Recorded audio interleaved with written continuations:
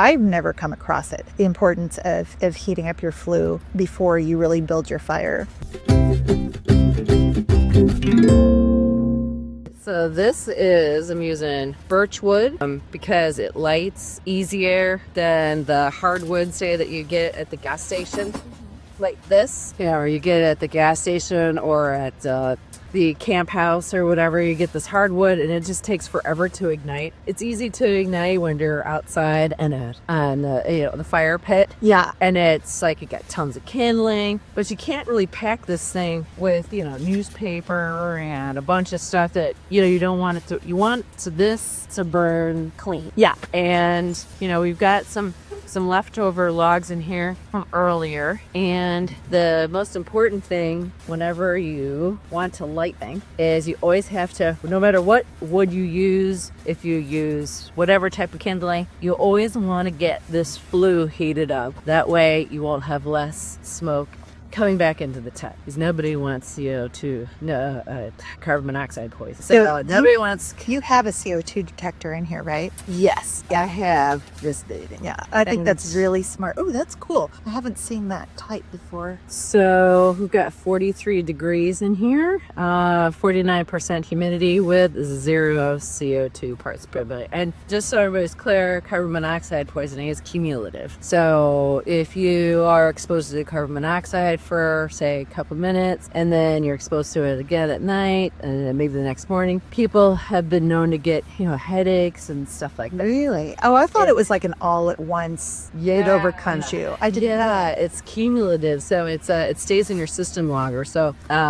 you, in order to prevent that from happening, you always want to open up the flue. So I know my flue is open because this damper is straight up and down. Yeah. Get to know your flue damper. So you want to have that open, and then I use a blowtorch, handy dandy kitchen blowtorch you get when you're making creme brulee or whatnot. Yeah. And you want to get your logs kindling all the way in, and because you're not really going to be able to build any kind of fire until you get this flue heated up. So I'm just feeling around back here, and I know what's going to happen. So before I start building anything, I'll just show you. So turn this to on, and I'm actually going to even aim up into the flue a little bit, okay, so that all of the smoke goes up and not towards me or the tent. And you're gonna get some smoke in the tent initially because this stove is so cold, and I should put some kindling in.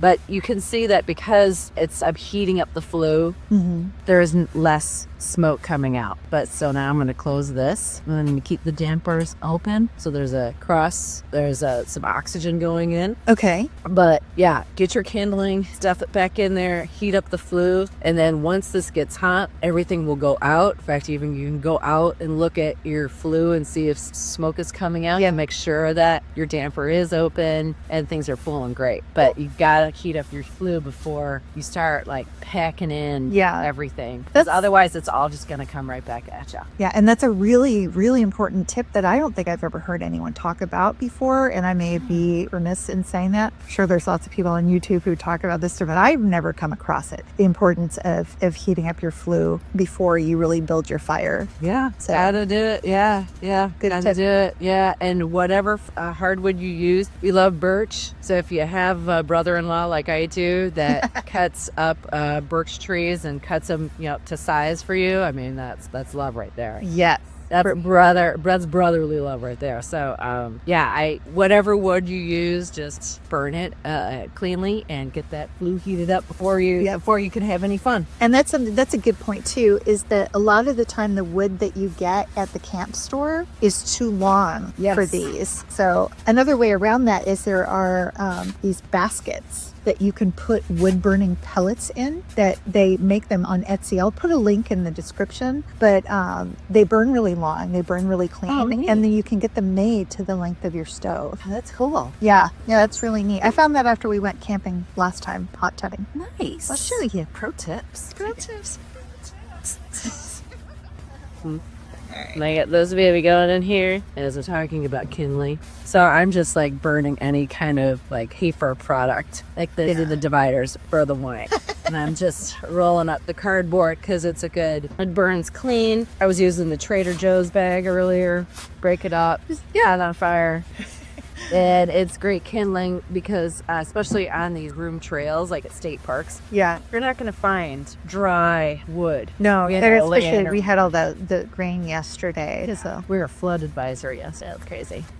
Yeah. And I just have the kindling just rolled up underneath and it will catch. yeah. Do you ever use anything like I've seen people use like cotton balls soaked in Vaseline? Or bacon grease. Is that okay to use in something like this, or will it put any residue in the? It will. It's fine to do that in your ring outside, but I try to generally keep this just paper products Okay, and wood. that makes sense. Fat wood you could use, but that I feel like also smoke pretty easily. Yeah. So see, it's taking it all up, and there's no smoke that's coming towards us. Nice. So once that catches and takes and heats up the flue, then you can start building the fire. Cool. Yeah. There we go.